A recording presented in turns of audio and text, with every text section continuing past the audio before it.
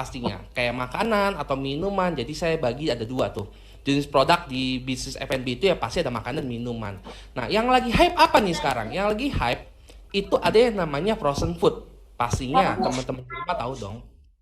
Frozen food itu bukan hanya cuman makanan apapun dimasukin ke kulkas dijual. Ya nggak bisa seperti itu juga. Kalau seperti itu, apalagi di pandemi seperti ini ya udah pasti nggak bisa jualan, udah pasti nggak laku. Apalagi mau pakai teknologi digital sekarang, internet misalnya dengan cara jual kelontongan atau koboi seperti itu udah pasti susah jalan. Nah sekarang teman-teman harus melek yang namanya apa vakum kemasan. Jadi makanan itu khususnya frozen food itu harus divakum. Kenapa divakum? Karena divakum itu bisa membantu produk makanan tidak cepat rusak. Ya, kenapa saya bahas frozen food? Karena frozen food ini yang paling banyak dan paling umum dipakai atau yang dijadikan referensi buat teman-teman di rumah, ibu-ibu rumah tangga untuk mulai usaha nih. Selain bakery pastinya bakery dan yang lain-lain juga ada. Tapi sekarang frozen food paling banyak. Kayak contoh mie ayam. Mie ayam itu sekarang sudah bentuk frozennya. Teman-teman tahu kan? Jadi sayurnya di frozen, sayur kering ya pastinya. Terus mie-nya di frozen, terus bumbu-bumbunya, dagingnya di frozen semua. Nah, kenapa mereka bisa jual frozen? Apalagi mie yang tanpa pengawet. Iya. Rahasianya itu karena divakum. Nah, divakum pun apakah pasti membuat produk itu awet dan bisa tahan lama, bisa tahan berbulan-bulan? Enggak loh guys, ternyata masih banyak hal-hal lain yang harus kita perhatikan. Contoh, sebelum kita memulai, setelah kita menentukan produk makanan, sebelum kita jual, kita harus tahu dulu karakter produknya kita. Contoh, saya ada bawa contoh namanya Pawon Bumitro. Nanti langsung kita bicara sama foundernya ya, langsung. Nah, ini produk sebentar ya. Oke. Pawon Bumitro itu makanannya apa Nah, Indra ya? ini produk Pawon Bumitro. Buat teman-teman yang mau tahu bisa langsung kepoinnya Instagramnya di Pawon Bumitro. Di sini banyak banget produknya, kemasannya lihat keren banget. Terus bentuknya ini frozen guys. Ya, ini saya buka dulu, nanti saya akan bedah satu-satu. Nanti buat teman-teman yang mau nanya silakan. Sorry, saya cara bukanya salah. Nah, nih produknya guys. Ini namanya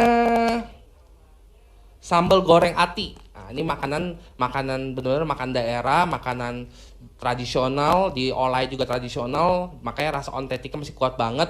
Terus dia dibungkus frozen.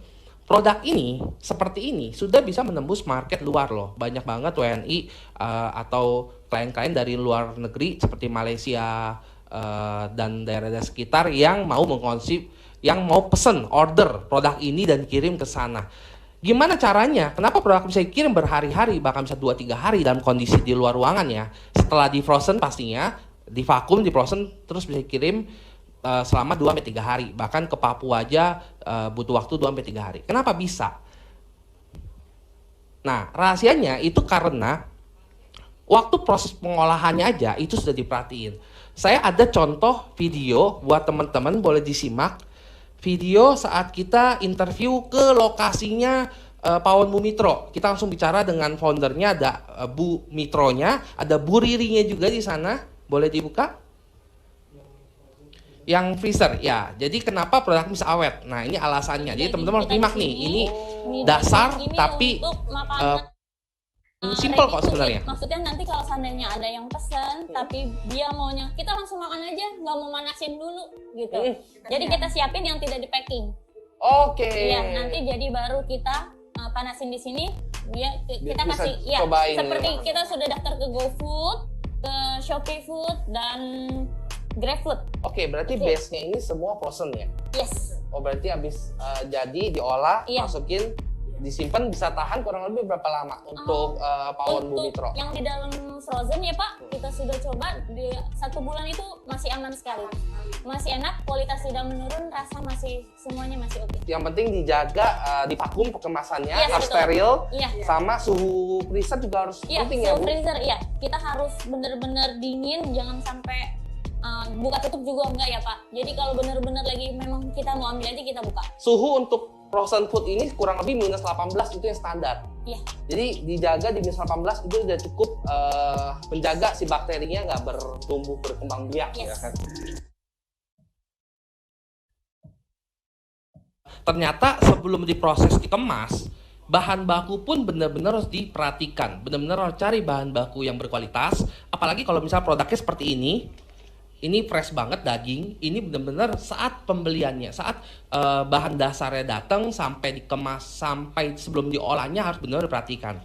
Dalam hal ini karena ini barang segar, produk segar, jadi dari Pohon Bumitro menyimpan bahan-bahan di freezer yang suhunya dijaga. Ya, karena kalau suhunya tidak terjaga, biasanya pas diolah pun rasanya sudah berbeda. Contoh kalau udang di freezer dengan cara yang salah, pas kita mau olah walaupun diolahnya sudah benar, tapi penyimpanan awal bahan dasar nggak benar, itu bisa bikin udangnya jadi lembek atau tidak renyah atau tidak garing lagi ya. Teman-teman juga tahu kan kalau udang itu biasanya segar itu biasa lebih renyah. Pastinya harus diolah dengan benar juga. Tapi kalau penyimpanan benar, segar, benar-benar fresh, itu dimakannya pasti garing. Nah, seperti itu juga bahan-bahan seperti frozen food ini. Benar-benar harus jaga. Terus yang kedua, bumbu-bumbunya juga harus benar-benar bumbu-bumbu yang fresh. Jangan bumbu-bumbu yang murah.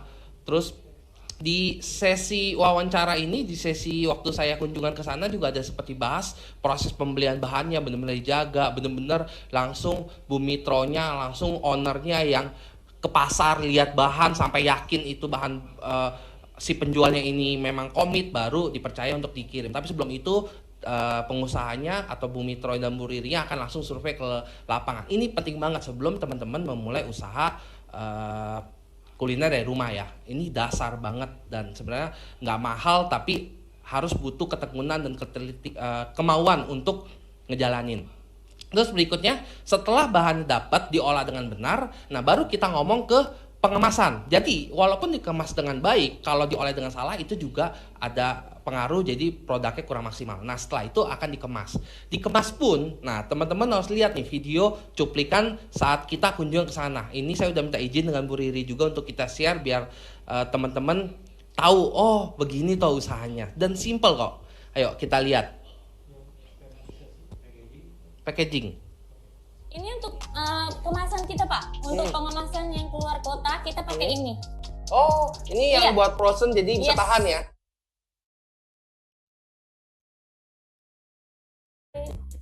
Oh, sedetail ini ya? Iya. Ini dengan bapak, ada ibu. Oh, disterilin, Iya. gitu, terus masukin ya. Oke. Bahkan ada virus Sterilizer. Iya. sterilizer yang buat Ruangan yang khusus mengurangi, ruangan ya. ya, Pak. Iya.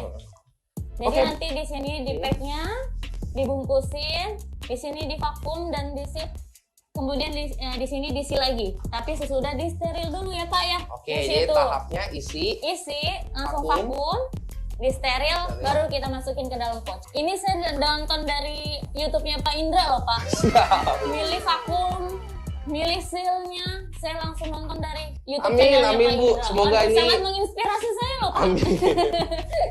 Ini sterilisasi, ini beli di mana Bu ini? Alat Kita- sterilisasi ini. Ada udah di toko elektronik. Oh banyak ya? Oke Bu, Langsung cukup. di-seal. Oke, Di sini ini biar stoknya ya Pak ya. ya. Kita sekali produksi. Ini ya? Yes. Oh, ini. Karena hari ini ada 30 pengiriman Pak. Wow. Ini produknya. Tuh guys. Udah aman guys. Tinggal dibuka terus bentuknya dalam plastik lagi ya. Nggak ada suara, Indra. Dibikin standar yang nggak kalah dengan industri yang besar loh.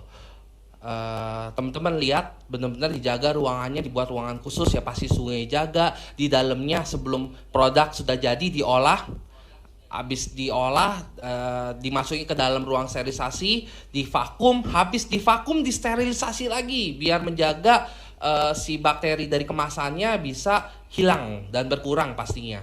Nah, tujuannya biar saat dikirim ke luar negeri walaupun dia sudah tidak sekeras saat di freezer, dia tetap bisa terjaga suhunya. Terus abis itu di double seal lagi. Jadi setelah kemasan seperti ini, kalau kemasan seperti ini dijual kan bisa dijual cukup aman, tapi kayaknya kurang bonafit ya, kurang harga jualnya, mau jual mahal juga kurang gitu loh. Karena itu ditambahin kemasan sekundernya yang keduanya kemasan seperti ini. Nah kemasan ini kan bagus banget nih. Ini aluminium foil yang dilapis paper ya. Terus depan belakang ada PRT dan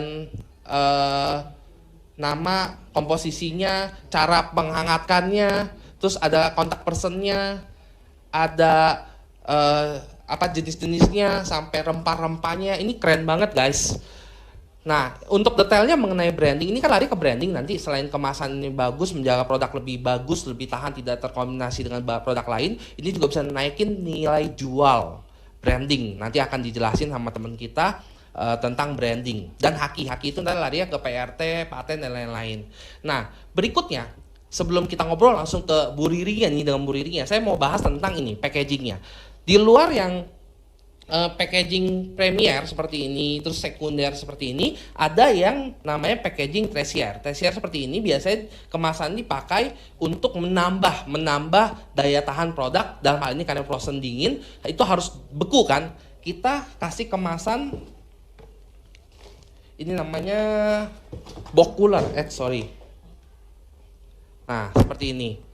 Jadi dalamnya dia sudah ada lapisannya untuk menjaga dia ini bisa panas dan dingin ya, tapi paling umum dipakai buat dingin. Nah kalau buat keluar kota ini sangat bagus, bisa lebih tahan dan bisa ditambahin dengan namanya apa namanya ice pack ya, ice pack atau dry ice. Dry ice itu yang dia kalau kering nggak berair, maksudnya tetap kering tapi dingin gitu loh. Tahannya dingin juga tahan, seperti ini produknya. Keren ya. Terus kotak-kotak ini juga bisa ditambahin dengan seperti ini.